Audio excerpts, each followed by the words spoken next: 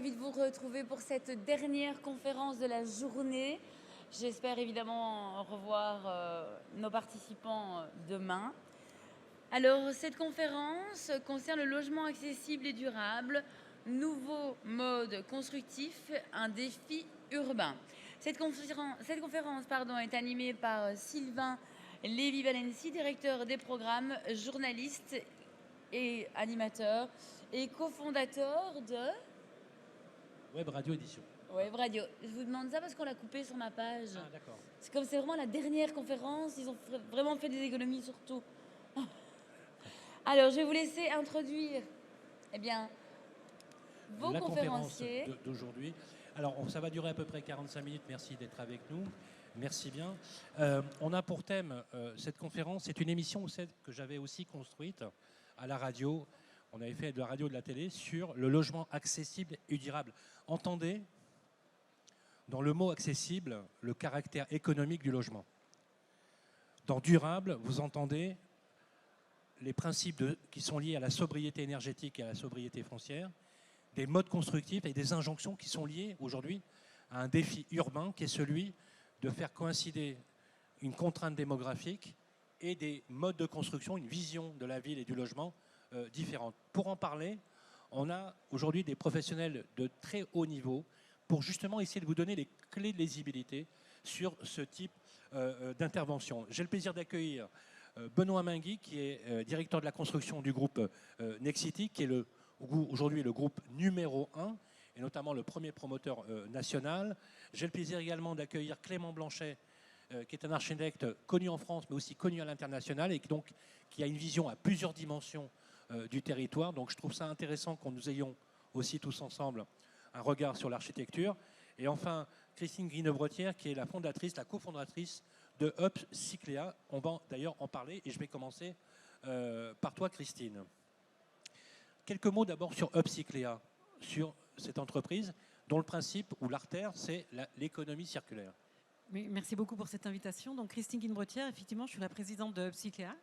Et on a développé une plateforme qui est la première plateforme qui permet de décarboner les parcs immobiliers grâce à l'industrialisation de l'économie circulaire. Alors derrière, ça veut dire qu'il y a tout un processus qui est mis en œuvre chez l'ensemble des acteurs du bâtiment qui vont travailler, œuvrer ensemble pour livrer des bâtiments qui sont des banques digitales de matériaux et des banques de matériaux qui seront exploitables dans le temps. Donc, on est déjà en train de prouver qu'il est possible de concilier social et durable.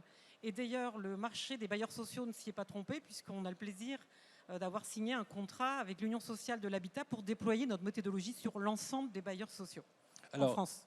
Justement, ce sujet de l'économie circulaire, Clément, quand on est architecte, aujourd'hui, on voit des modes constructifs où on construit, on a des éléments hors site qu'on assemble. Est-ce que c'est de l'économie circulaire? 2, comment aujourd'hui, face à ces défis, le fait effectivement d'industrialiser ou de massifier les processus d'économie circulaire vont avoir un impact favorable sur la construction? Parce que le problème en France que nous avons, et tu le sais, c'est qu'on a un déficit chronique de logements neufs qu'on ne parvient pas à construire, et on a du mal aujourd'hui à absorber les éléments démographiques. Résultat, on a, et vous le savez, vous qui nous écoutez, une population qui va vers le bâti ancien, qui coûte très cher, qu'il faut rénover, et on a vraiment des difficultés là-dessus. Comment on peut aujourd'hui essayer de trouver, finalement, de coïncider, justement, cette nouvelle génération d'économie circulaire, qui est très bonne, finalement, aussi d'un point de vue économique et local, et la contrainte de rendre ce logement accessible d'un point de vue économique, tout simplement. Bonsoir.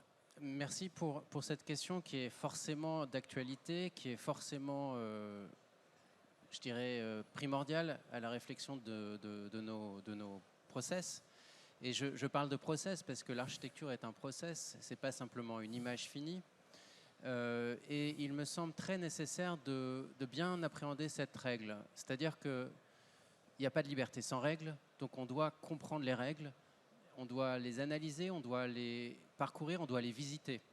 Et donc tous ces processus qui nous permettent d'être plus intelligents, entre guillemets, avec des logiques de faire, avec la technologie au service du bon sens, au service de l'efficience, au service du contrôle, au service de logique qui nous permettent de penser l'architecture non pas comme une sorte de privilège de l'ego, mais plutôt du privilège de comprendre le processus et de savoir comment on peut imaginer du bon sens en toute transparence, avec une gouvernance qui est aussi partageable avec les élus, et comprendre que quelque part on peut faire peu mais beaucoup avec ces éléments-là. Je pense que c'est l'avenir un petit peu du métier.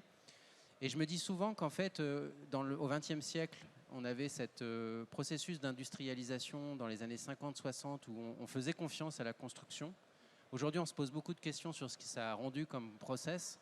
Aujourd'hui, au XXIe, et avec toutes ces réflexions-là sur cradle to cradle, on en parlait tout à l'heure, toutes ces possibles, en fait, ça peut devenir une nouvelle vision, une nouvelle matière pour faire de l'architecture. Benoît, quand on est à la tête du premier groupe français, qu'on passe des volumes de commandes considérables, on a un impact sur les choix, sur la stratégie de construction, sur les modes constructifs. C'est presque une possibilité, finalement, de faire changer concrètement les choses. Comment tu vois, finalement, cette coexistence entre garder vraiment comme notion de base l'accessibilité, finalement des deux côtés, accessibilité économique, mais aussi accessibilité tout court, la durabilité avec les empreintes foncières qu'on doit nécessairement maîtriser aujourd'hui avec le non-étalement urbain, et toutes les contraintes qui sont liées aussi à l'inflation, on pourrait même parler de surinflation normative qui pèse aujourd'hui sur la construction. Bonsoir à tous, merci de m'avoir convié, effectivement. Donc, chez Nexity, c'est dans notre ADN d'avoir du logement durable et également accessible. Et c'est effectivement l'enjeu, c'est de combiner les deux. On est forcément très focus sur la performance économique de nos solutions, puisque au final, on cherche à pouvoir déployer le plus largement. Et par ailleurs, sur notre approche sur le bâtiment durable, on cherche à avoir de l'impact. Et pour avoir de l'impact, il faut qu'on puisse le déployer largement. Et vous l'avez évoqué, il y a le sujet du déploiement à l'échelle. Donc on travaille avec des industriels, avec un certain nombre de partenaires pour identifier des solutions. On a aussi un aspect de pédagogie parce qu'il faut qu'on arrive à mesurer l'impact réel de telle ou telle solution, que ce soit en coût ou en carbone. Et donc on va faire tomber des idées préconçues qui d'un point de vue chiffré, on pensait qu'elles avaient beaucoup d'impact carbone, elles ont assez peu d'impact carbone. On pensait qu'elles avaient une performance économique alors qu'en fait elles n'en ont pas. Et à contrario, il y a des leviers qui ont une extrêmement bonne performance. On va regarder le surcoût à la tonne de CO2 économisé, par exemple. Ça, c'est un indicateur qu'on regarde et qui va nous donner qu'aujourd'hui, par exemple, des leviers énergétiques, tels que les pompes à chaleur, par exemple, ont une performance au surcoût à la tonne économisée qui est extrêmement bonne. Et en plus, coup de chance, elles permettent au client de faire des économies d'énergie, puisque sur sa facture énergétique, le client va avoir des gains. Donc là, on est en train de cocher toutes les cases quelque part, et donc c'est royal. Par contre, il y a des sujets qui, effectivement, sur par exemple les menuiseries extérieures, il y a des avis bien tranchés dans certaines villes. Et en fait, les menuiseries extérieures, c'est un levier qui est beaucoup moins impactant et qui, en plus, si on veut passer sur des menuiseries extérieures bas carbone, déjà de base, elles sont assez bas carbone et ça va avoir un surcoût très important. De quoi on parle quand on parle d'économie circulaire, en fait? Est-ce que l'économie circulaire, c'est forcément utiliser le local? Est-ce que c'est forcément utiliser les ressources locales? Comment, quand on parle d'économie circulaire, on a quelque chose de pratique, de pragmatique et d'opérationnel? Alors merci pour la question, parce que déjà, souvent, on me la pose rarement. En fait, par économie circulaire, ce n'est pas égal réemploi, ce que à peu près tout le monde pense.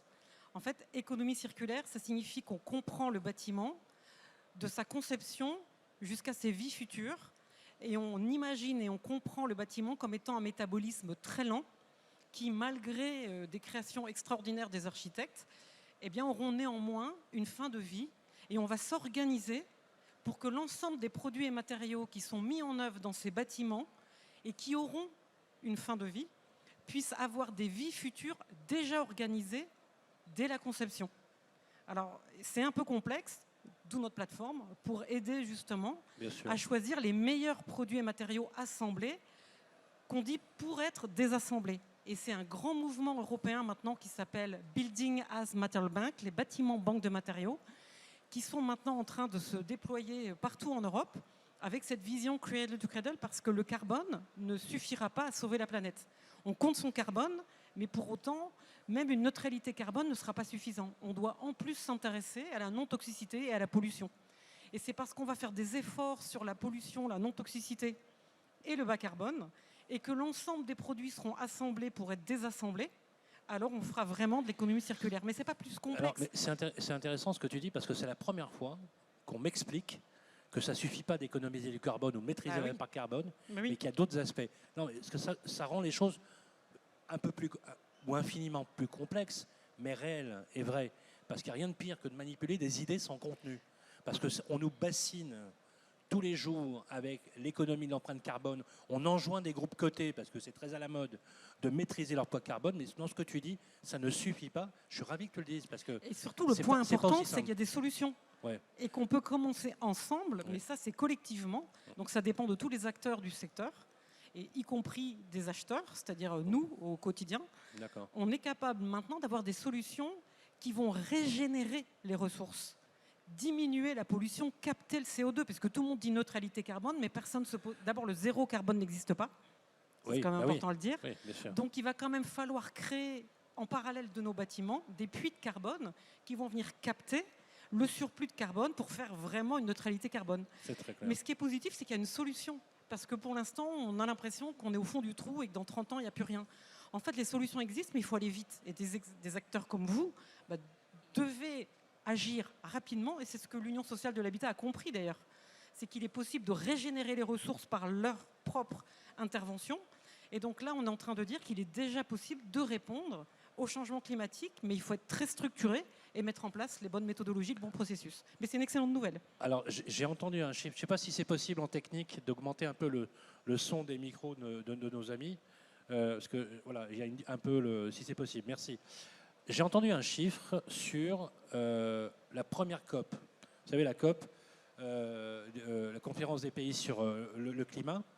On était parti à peu près, je crois, 29 milliards de tonnes de CO2. Aujourd'hui, on est entre 35 ou 38 milliards de tonnes. Donc les choses ne se sont pas améliorées. Non.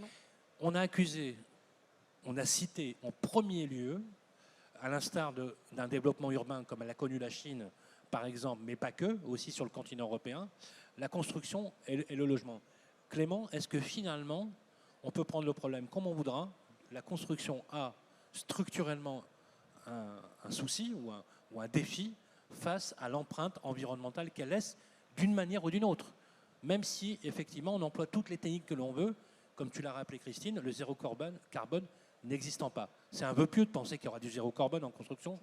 Mais je pense qu'on doit être tous en veille, et c'est un exercice collectif, et que par défaut, l'acte de construire n'est pas durable. Enfin, on est dans une dimension où on construit, donc on produit de l'énergie, on doit chercher à réfléchir à toutes les solutions qui vont vers les process. Et je pense que pour répondre un peu à la question, en écoutant un peu le débat, il me semble assez intéressant de se dire, mais finalement, c'est quand même depuis les années 2015, 2020, alors je suis archi-conseil urbaniste d'Annecy, on se pose ces questions-là, et c'est souvent que maintenant on ne parle plus vraiment d'architecture, et c'est rassurant parce qu'on parle de parti pris architecturaux, ou de process de comment on construit, quel est le parti pris constructif. Et c'est intéressant parce que ça veut dire quoi? Ça veut dire que finalement, on parle des entrailles de l'architecture, on parle du choix constructif, on parle de... C'est comme si on faisait une radioscopie de l'architecture. C'est comme si on arrêtait de parler simplement de l'image et de l'esthétique et de la couleur. On parle de choses qui sont peut-être un tout petit peu plus sérieuses et rassurantes sur le fait que l'architecte doit se mouiller et s'impliquer dans les choix constructifs de manière en amont, et où, d'une certaine manière, on doit avoir une lecture critique de l'obsolescence. Parce qu'en fait, on n'avait pas ces questions-là au XXe siècle. Quand on a construit la Défense, on construisait, et puis finalement, on ne se posait pas la question que le plastique ou le faux plâtre de 60-60 qui a été inventé par un concepteur lumière qui a envahi toute la planète allait jamais être questionné parce que quelque part c'était un process constructif, il fallait aller vite, il fallait construire et on se posait. Et aujourd'hui on se pose d'autres questions qui sont finalement plus rationnelles et finalement plus responsabilisantes pour les architectes de savoir comment on fait pour connaître le process de la programmation, le process des choix constructifs, de la construction et de l'après. C'est un peu toute cette dimension de se dire finalement la génération qu'on est, on sait que ça va être reconstruit et je dis souvent qu'on est dans la folie des c'est-à-dire réinventer, redonner, refaire, réinventer, reconstruire, tout est parce qu'en fait le 21e siècle doit réparer. Ouais, ben oui.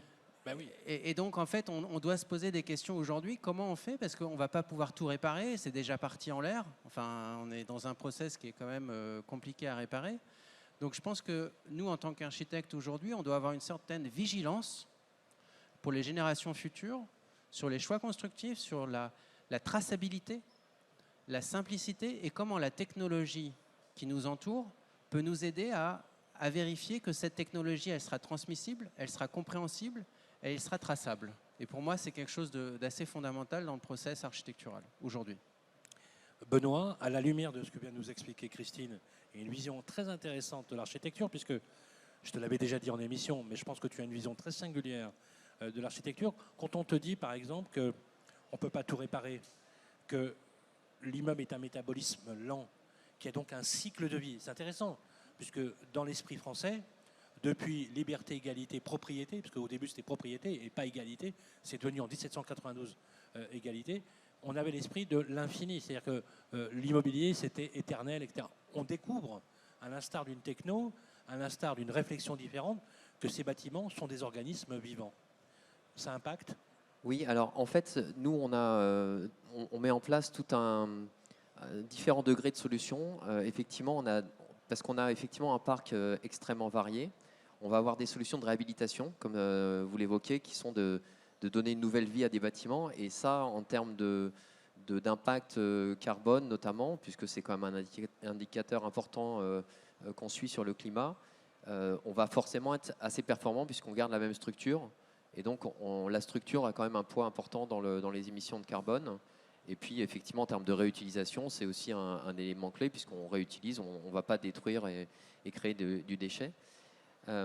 Après, un des enjeux, finalement, on avait évoqué tout à l'heure le fait que ça soit des enjeux qui soient les plus performants possibles. Il y a un enjeu qui soit le plus déployé possible. Et pour qu'il soit déployé, il faut qu'il soit facile d'accès pour nos filiales, simple. Donc, c'est un de nos axes, c'est de travailler sur la mise à disposition de leviers qui sont faciles à intégrer dans les bâtiments. Après, on a différents types de leviers. On peut avoir des leviers sur les matériaux. Par exemple, quand on va travailler sur le béton bas carbone, on ne va rien changer, en fait, ou quasiment rien, puisqu'il y a quelques impacts de process, mais globalement, on ne va pas changer grand-chose sur la conception. Alors que quand on va travailler parfois sur des modules, sur des équipements, on parlait tout à l'heure du vecteur énergétique. Donc là, effectivement, on va avoir des impacts en termes d'intégration. Et puis après, la réflexion qui peut pousser aussi, c'est sur les modes constructifs. Et là, on va complètement réfléchir sur des plans types, justement, sur des travaux. Mais là, l'enjeu, c'est l'acceptation finale. C'est l'acceptation par la collectivité et par le client final. Il y a un enjeu, comme on l'évoquait en tout début, qui est la désirabilité du bas carbone. Comment on rend nos bâtiments bas carbone désirables? Alors aujourd'hui, on a un atout, c'est qu'avec la crise énergétique, tout d'un coup, des bâtiments qui sont sobres en énergie, ça devient désirable. Donc là, effectivement, de ce fait-là, c'est un levier pour nous, quelque part, de déploiement. Et on avait déjà commencé sur des matériaux bas carbone. Par exemple, le bois, aujourd'hui, est beaucoup moins impacté en termes de coûts d'inflation que tu évoquais tout à l'heure. On est beaucoup moins impacté sur le bois par l'énergie, puisque dans le process de fabrication de la matière première, il y a beaucoup moins d'énergie qui rentre en ligne de compte que dans la brique, par exemple, qui est de la terre cuite, et donc qui consomme pas mal de gaz, ou dans le verre, ou dans le béton. Le carrelage, tout ça, c'est des matériaux qui sont très intenses en énergie, et donc qui aujourd'hui subissent de plein fouet donc dans ces modes constructifs, on va réfléchir sur comment on peut développer des modes constructifs qui sont quelque part réplicables aussi, parce que ça va nous permettre, on parlait de déploiement à grande échelle, hein, on ne cherche pas à faire le bâtiment, l'arbre qui cache la forêt, donc le bâtiment hyper vertueux, et puis derrière toute la rangée de bâtiments qui, eux, sont... Donc nous, on a vraiment un objectif d'avoir le bas carbone dans l'ensemble de notre production, et on travaille beaucoup avec toutes les filiales pour qu'on ait aujourd'hui des projets, dans tous les projets, des leviers bas carbone. Voilà. L'avantage, c'est qu'avec la RE 2020, il y a aussi une notion de comptabilité qui a été un peu normée. Et donc, on a mis en place, et on le suit de façon trimestrielle, on suit une comptabilité carbone qui fait que on sait exactement où on en est, filiale par filiale, région par région, projet par projet, sur l'émission carbone de nos différents projets. Et on voit les progrès qu'on réalise et on voit les endroits sur lesquels on a plus d'efforts à mener. Quand on parle aujourd'hui du bois, on parle du bois, aujourd'hui on célèbre le bois absolument partout et on dit que finalement c'est presque devenu la nouvelle martingale. Est-ce que ça veut dire, Christine, que dans ce que tu vois parmi tes clients, tes opérateurs, on voit qu'il y a un changement de paradigme, un peu comme finalement une école de pensée qui dirait on était dans le tout béton et on bascule dans le tout bois. Est-ce qu'on ne peut pas rappeler aussi que dans le bois, il peut y avoir des supports béton et que les deux sont mélangés et que finalement, au lieu d'opposer les modes constructifs, il faudrait suffisamment, opportunément, on va dire, réunir ce qui fait le plus de bien, entre guillemets, et ce qui est le plus attractif en termes à la fois de coûts matériaux, mais aussi d'empreinte carbone. Alors en fait, une vision claire et holistique du bois, c'est tout simplement déjà de dire que si le bois en fin d'usage part en gestion de déchets et qu'il est brûlé, ce qui est massivement ce qui se passe en Europe, il relargue son CO2. Déjà, on est clair là-dessus, c'est-à-dire faire du bas carbone avec du bois, c'est pas vraiment la solution la meilleure. D'abord parce que le bois relargue son CO2 en fin d'usage. Donc dans 30 ou 40 ans, c'est pas vraiment bon. On parle de la ressource, la consommation de la ressource. La ressource qui stocke son CO2 et qui permet de faire baisser l'empreinte CO2 du bâtiment à sa livraison. En réalité, vu que c'est un métabolisme lent, à un moment donné, sera sans doute géré en déchets et majoritairement incinéré et malheureusement relarguera son CO2. Donc déjà, quand on parle de cycle de vie, c'est important de le voir sur toute la vie. C'est clair. Ça, c'est le premier point. Le deuxième point du bois, c'est qu'on voit actuellement des forêts détruites et qui sont remplacées par des forêts industrielles qui ne rétablissent pas les écosystèmes locaux pour pouvoir continuer à capter du CO2. Donc on déplace le problème du carbone. Et encore une fois, on est monocritère. Est-ce que mon bâtiment utilise différents matériaux pour faire un bâtiment bas carbone? Est-ce qu'il est désassemblable? Est-ce qu'il ne génère pas de la pollution? Pour la qualité de l'air intérieur des occupants, qui est quand même le moindre des choses, mais qui est très peu regardé, et pour l'environnement. Mais ça existe déjà. Ça veut dire qu'il faut réfléchir, et là je pense que le rôle de l'architecte est super important, c'est-à-dire de voir son bâtiment comme un écosystème qu'il va assembler et désassembler sans faire d'impact négatif sur la santé et l'environnement. Mais ça existe déjà, ça existe depuis des vingtaines d'années. Est-ce que c'est le cas, Clément? Est-ce qu'on a des architectes, concrètement, vraiment, est-ce qu'on a des architectes qui ont compris ça? En fait, je pense qu'on l'a compris. Après, parfois, on n'a pas toute la puissance. C'est-à-dire que c'est un acte politique, c'est un acte économique, l'architecture, on le sait tous. C'est une vision. Donc, c'est toute une problématique de vision, bien sûr. Mais moi, je dis souvent, un bon bâtiment, c'est un bâtiment sans colle. C'est ça. C'est-à-dire qu'on puisse finalement revenir à du bon sens. Je dirais quand on pouvait assembler, désassembler, c'était déjà des choses... et d'ailleurs, quand on regarde toute l'architecture ancestrale, quand on n'était pas, je dirais, prisonnier ou martyr de la technologie, avec toutes les couches technologiques qu'on nous impacte, quand vous faites une coupe en 2020, en 2000, en 90, en 60 ou en 40 ou au 19e siècle, vous verrez que on s'est compliqué la vie avec une succession de couches qui créent des responsabilités successives, qui créent des assemblages qui sont très compliqués. Et je pense qu'il faut vraiment qu'on se pose la question, à ce niveau-là, d'essayer de retrouver de la simplicité sophistiquée dans l'architecture, c'est-à-dire redonner du bon sens, redonner des lectures critiques. Pardonne-moi, tu dis simplicité, sophistiqué. Oui. Il faut que je comprenne. Simplicité, sophistiqué. C'est-à-dire qu'en fait, comment dire, c'est réussir à redonner sens, à savoir sublimer l'ordinaire, à redonner des choses finalement de le plan neutre, le plan libre, les plans palladiens, où on savait faire qu'une chambre pouvait devenir une cuisine, pouvait devenir un salon, et puis finalement l'architecture, elle est... Je comprends. Et c'est cette simplicité qui est sophistiquée pour moi, c'est-à-dire réussir l'acte de construire en se posant des questions sur la réversibilité, même si c'est un thème à la mode, c'est un thème très sérieux. Ouais, très juste. Et qu'il faut prendre en Ça considération. peut se penser au début, ça, Pardon ? techniquement. Est-ce que ça peut se penser au début? Absolument. Absolument. Ah oui, oui, oui, bien sûr. C'est-à-dire que quand tu dessines ton immeuble, toi, Archie, Bien sûr. tu peux déjà dire, il peut changer de vie, changer d'usage Bien sûr. facilement parce que je l'ai pensé comme tel. Ah mais il faut. C'est non seulement une question, mais c'est un devoir. C'est-à-dire que quand vous devez regarder surtout dans des tissus urbains très constitués, surtout quand il y a une pression immobilière, quand on sait que les choses changent et qu'on voit que par exemple le meilleur exemple de la réussite de la réversibilité c'est Haussmann, et en fait c'est fantastique, en fait il a des plans, un jour c'est un bureau, un jour c'est des logements, un jour c'est une activité, un jour c'est une petite industrie, enfin c'est du coup comment nous qui sont là peut-être que pour une génération, pour construire, je sais pas, 40 ans, 50 ans, si ça se passe bien, en tant que professionnel, de se dire comment on réfléchit à ces questions-là et comment on se met en veille, en fait, pour pas être dans l'accélération de tout ce qui se passe. Une question, puisque je sais qu'on te la pose aussi, même si ce n'est pas directement dans le cadre de la distribution des produits. Alors ici, il y a essentiellement des agents immobiliers, des opérateurs du brokerage, de l'intermédiation, et il y a aussi des plateformes qui vendent des produits neufs. Et on voit bien d'ailleurs que les choix ne sont pas si évidents à faire.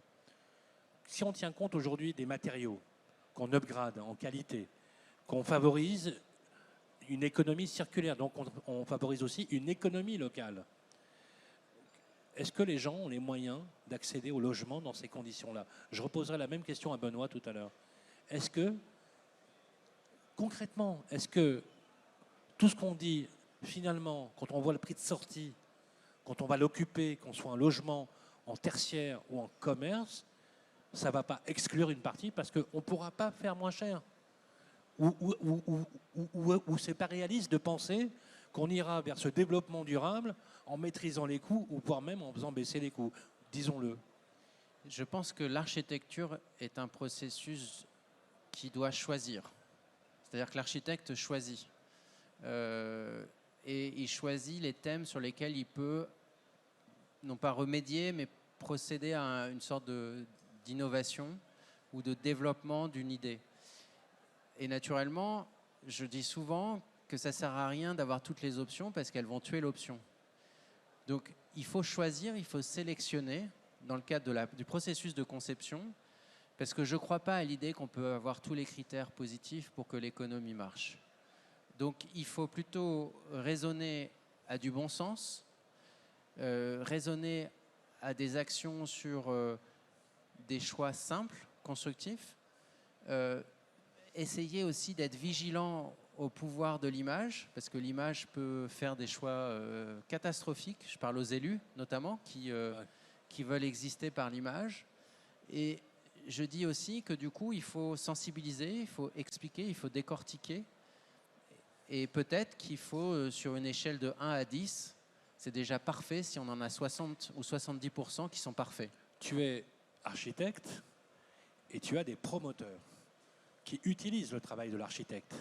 Ce sont tes prescripteurs, tes clients. Est-ce que tu fais passer ces idées auprès des promoteurs? Je demanderai la même vision pour toi, Benoît. Est-ce que tu es suivi sur ces choix-là? Parce qu'on a l'impression souvent, que ce soit dans la maîtrise d'ouvrage ou la maîtrise d'œuvre, que le pouvoir a échappé un peu à l'architecte parfois, au bénéfice peut-être d'une excellisation au sens Excel ou de financiarisation de l'immobilier, disons-le, en omettant finalement le choix, le geste architectural au détriment finalement du besoin ou de l'usage. Mais je pense qu'en fait, on est de plus en plus écouté pour la simple et unique raison, c'est que tous ces réinventés dont je te parle depuis un moment, tous les redonner naissance à tous les territoires de toute la France nationale et internationale, il y a une transparence qui s'est transmise. Et selon moi, depuis 5 ou 10 ans, c'est beaucoup plus facile. Peut-être qu'avant, ça aurait pu l'être de manière plus simple, mais le promoteur partage ses bilans à livre ouvert, explique comment le projet se construit, explique où est-ce qu'on met le budget, quel est l'état des sols, qu'est-ce qui se passe si on a cette filière. Il y a une sorte de transparence qui se crée et je trouve que ça devient beaucoup plus sain dans la démarche de conception-construction. C'est mieux qu'avant. Oui. Benoît, est-ce que tu confirmes cette idée? J'adhère complètement sur le fait qu'il faut choisir ses combats et qu'en fait on est dans une période très contrainte. On a effectivement des coûts de construction qui augmentent. On a effectivement un contexte qui est un faisceau de contraintes. Et dans ce contexte-là, ça oblige à revoir à remettre en cause un certain nombre de projets, quelles sont les fonctionnalités qui sont clés pour les clients, qu'est-ce qui apporte de la valeur, quelles nouvelles fonctionnalités on veut intégrer, quels sont les matériaux aussi qui sont les plus adaptés.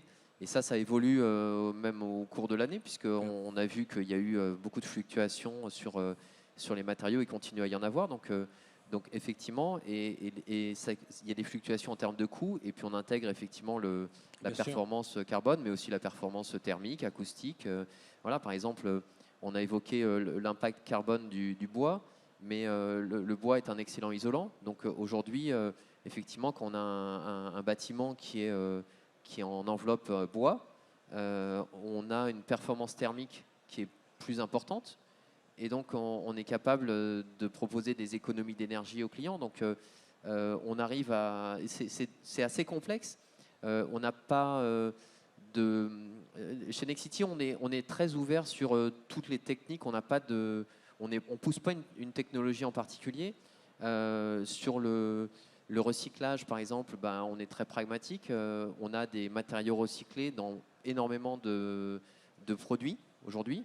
Dans nos fenêtres, on a du PVC recyclé, on a de l'acier recyclé ou de l'aluminium. Enfin, voilà, on utilise, et après, on a du réemploi, effectivement, qui est en train de se développer.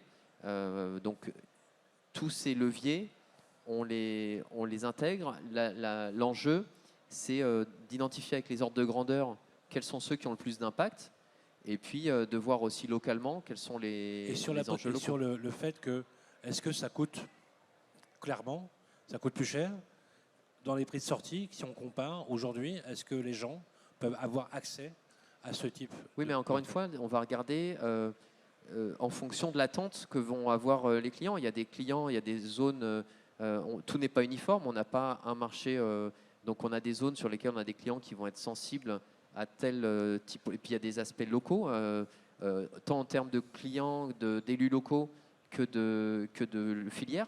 Donc il y a des zones en France où on va privilégier tel ou tel mode constructif, aussi par les filières locales mais aussi de par construction. l'économie, c'est-à-dire que ça permet aux gens d'avoir des moyens de pouvoir y accéder aussi. Je veux dire, est-ce que le fait de mettre toujours le synonyme de coût plus cher ou un prix de sortie plus cher, c'est quelque chose qu'on a dépassé? Concrètement, est-ce que ça veut dire que ces nouveaux modes constructifs, le fait d'engager clairement une maîtrise bas carbone, mais pas que, effectivement, sur la construction, entraîne clairement un surcoût ou pas? Où on va arriver à massifier de telle façon qu'on arrivera à avoir des prix acceptables pour le public. Aujourd'hui, on ne peut pas se loger en France. Il faut être très clair. Il y a 3 millions de personnes supplémentaires mal logées. C'est 12 millions en France. Après, ça dépend de quelle ambition on se donne en termes de carbone, parce qu'il y a certains leviers qui sont quasiment à iso-coût, et il y a d'autres leviers qui sont un peu plus chers, voire beaucoup plus chers. Donc après, en fonction du niveau d'ambition qu'on se donne, et c'est toute la difficulté aussi de communiquer sur le bas carbone, parce que le bas carbone, est-ce que être 1% en dessous du seuil, c'est bas carbone? Est-ce que 10%? Est-ce que 30%? Enfin, effectivement, en fonction du niveau d'ambition qu'on va se donner, Aujourd'hui, c'est très facile, quasiment sans surcoût, d'être un tout petit peu en dessous du seuil. Voilà. Maintenant, si on vise une rupture, et ben là, il faut quand même se creuser beaucoup plus la tête. Et puis, si on vise un déploiement massif, il y a des zones en France qui sont très faciles sur l'utilisation de la brique, d'autres où c'est plus compliqué. Il y a des zones thermiques, climatiques qui ne sont pas les mêmes entre le nord, le sud. Les impacts des modes de chauffage ne sont pas les mêmes. Donc voilà, on est sur un enjeu où il faut qu'on analyse quels sont les leviers qui sont les plus impactants, les acceptables. On voit que dans la zone sud, on va demander même de la production de froid, par exemple. Dans certains logements, pas dans tous, mais dans certains. Voilà, donc on va avoir des enjeux acoustiques différents, puisqu'on va avoir effectivement beaucoup de carrelage. Voilà, donc quand on mixe ça, par exemple, avec la construction bois, elle est moins adaptée sur l'acoustique. Mais elle va être très bonne sur la thermique. Donc voilà, l'idée c'est d'arriver à trouver, en fonction justement de tous ces ingrédients, comment on arrive à apporter en produit final la meilleure recette pour le besoin local. C'est réaliste? Est-ce qu'on peut y arriver? Alors, moi déjà, Christine. nous on a des chiffres déjà, parce qu'on Voilà. est quand même sur plusieurs millions de mètres carrés de bâtiments maintenant qui sont conçus selon la méthodologie banque de matériaux. Donc déjà, un bâtiment qu'on va dire en économie linéaire, c'est-à-dire qu'on ne considère pas sa fin de vie, et on le fait comme d'hab, sur un indice 100. Un bâtiment écologique, ce qu'on a pu repérer sur l'ensemble des projets, on va dire qu'un bâtiment écologique coûte 110, et si je fais de la maintenance, de l'exploitation pendant 40 ans, eh bien, je vais multiplier quasiment le coût par 4 sur 40 ans. Donc je suis à 440. Voilà. Maintenant, si je fais un bâtiment banque de matériaux selon la méthodologie que j'ai évoquée tout à l'heure, c'est-à-dire considérer le bâtiment comme des matériaux, une série de matériaux, un ensemble de matériaux caractérisés, dont on a la composition, dont on a la connaissance, dont on a les références, et qu'on est capable ensuite de suivre la vie des matériaux, on va se retrouver sur un bâtiment qui, au lieu de coûter 100, va coûter 105. Donc notre expérience, c'est moins cher qu'un bâtiment dit écolo. Et comme tous les 10 ans, on va récupérer une sorte d'argus des matériaux qui sortent des bâtiments, on va tomber sur moins 15% en coût d'exploitation tous les 10 ans. Donc un coût complet sur 40 ans pour un bailleur sera 385. Donc ça maintenant c'est connu, c'est documenté, et ce qui explique aussi pourquoi lorsqu'on achète on investit dans un parc immobilier, je ne suis pas encore sur le logement que l'on vend en B2C pour l'instant, je suis vraiment sur les grands parcs immobiliers. On a nettement intérêt à s'intéresser à la vie complète et à regarder ce qu'on va mettre dans son bâtiment, parce qu'après, on en est responsable de ce bâtiment. On paye la charge de la gestion du bâtiment. Donc si je suis ton raisonnement, Ouais. Le fait de s'y prendre en amont Bien sûr, et de le concevoir, bien sûr. non seulement c'est bon pour la planète, clairement, Exactement. c'est bon sur le plan de l'usage, de la maîtrise de Et l'énergie du budget. et des besoins, et c'est en plus économique. Et imaginons Donc tu chacun lèves d'entre nous. en fait, Non, mais ça casse le code, ça ça casse casse complètement le l'image code. qu'on a, que tout ça, ça coûte une blinde, et que forcément, on n'est pas engagé dans ce processus. Ça démystifie le système. Ça démystifie complètement le système, et on voit bien, puisque on oublie quand même une petite chose, mais quelle est la durée de vie moyenne d'une propriété chez les particuliers? C'est 7 ans. À peu près tous les 7 ans, les logements changent de propriétaire. Donc on n'imagine pas les quantités de produits et matériaux qui sortent à chaque travaux. Donc on voit très bien que quand on commence à réfléchir à des bâtiments qui sont flexibles dans le temps, on voit tous les contrats qu'il est possible de passer avec des fournisseurs, on voit tout ce qu'il est possible de faire dans le futur, mais tout va partir de l'unique point qui est le plus important, c'est la connaissance et la caractérisation de ce qui va rentrer dans le bâtiment. Tout démarre sur la référence de ce qui rentre dans le bâtiment. C'est exactement comme votre voiture. Du coup, quand vous avez les moyens, vous allez acheter une plus grosse voiture, mais c'est plus trop bien maintenant. Et vous allez récupérer une meilleure valeur Argus, donc vous le savez, ça fait partie de votre budget. On vous la vend même en vous disant ce que vous allez en récupérer. Et bien on est capable de faire ça maintenant avec les bâtiments. Je trouve ça c'est extrêmement intéressant. Il nous reste 5 minutes. Ça démystifie Je en voudrais tout qu'on cas. fasse un dernier tour de table sur, on va rester résolument constructif, positif. On n'a pas le choix, ou sinon c'est le suicide collectif. Il suffit de regarder la télé. Benoît, Si tu devais, comme ça, de façon holistique, avec une vision, voire même un peu poétique, définir ce que doit être le logement, la ville, demain, c'est quoi? Ça ressemblera à quoi? C'est une vaste question. Moi, je peux aider à identifier quelles sont les bonnes recettes pour intégrer dans le logement de demain. Maintenant, on a des attentes. Le logement de demain, c'est le logement qui répond aux attentes des Quel est clients. le plus grand défi du logement qui nous attend demain? Là, sur la partie constructive et sur le thème de notre échange, construire durable, abordable, clairement, c'est de pouvoir diffuser toutes ces solutions. Après, comme tu l'évoquais, je pense qu'il y a un sujet de surcoût et de voir comment on rend attractif, désirable. Très juste. Moi, ce que tu évoquais les véhicules. Ce qu'on voit, c'est qu'aujourd'hui, par exemple, on a des aides pour acheter un véhicule électrique, alors que finalement, il n'y a pas de dispositif pour un logement qui est sobre énergétiquement en termes d'aide financière. Donc, et finalement, en termes de coût à la tonne évité, on est certainement plus efficace. On va avoir un surcoût à la tonne évité qui est plus faible sur des dispositifs énergétiques décarbonés, comme les pompes à chaleur aujourd'hui qui sont très performantes. Aujourd'hui, une pompe à chaleur, il faut juste avoir en tête, c'est un COP moyen, donc un coefficient de performance moyen de 3. C'est-à-dire que pour 1 kWh d'énergie consommée, il y a 3 kWh qui sont restitués dans le bâtiment, donc que ce soit pour le chauffage ou pour l'eau chaude. Ça, c'est en zone nord de la France. Donc ça veut dire que quelque part, vous avez 2/3 d'énergie renouvelable quand même dans votre bâtiment. C'est quand même énorme aujourd'hui. C'est de l'énergie renouvelable qui n'est pas intermittente. C'est de l'énergie renouvelable qui est disponible tout le temps. Voilà. Donc là, on a une... Si tout le monde avait les pompes à chaleur, ça serait juste incroyable. Voilà, donc ce dispositif représente effectivement un surcoût aujourd'hui qu'on cherche à minimiser. Mais c'est un levier qui n'a rien à envier au levier du véhicule électrique, mais qui est moins appuyé en termes de politique publique. Voilà. Donc aujourd'hui, c'est un sujet, je pense, même effectivement, qu'on pourrait se poser comme question. Tiens, finalement, est-ce qu'on n'aurait pas intérêt quelque part à appuyer, même au niveau plus global, sur ce levier-là, pour qu'il se déploie de façon beaucoup plus massive? C'est, à mon avis, extrêmement efficace comme idée. Christine.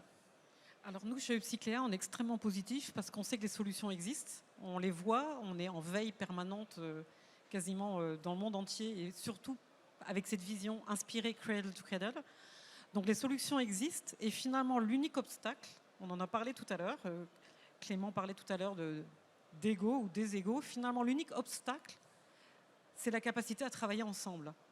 Et ça, c'est très inspirant de réaliser qu'on a déjà les technologies, on a déjà l'ensemble des produits et matériaux qui sont déjà là autour de nous.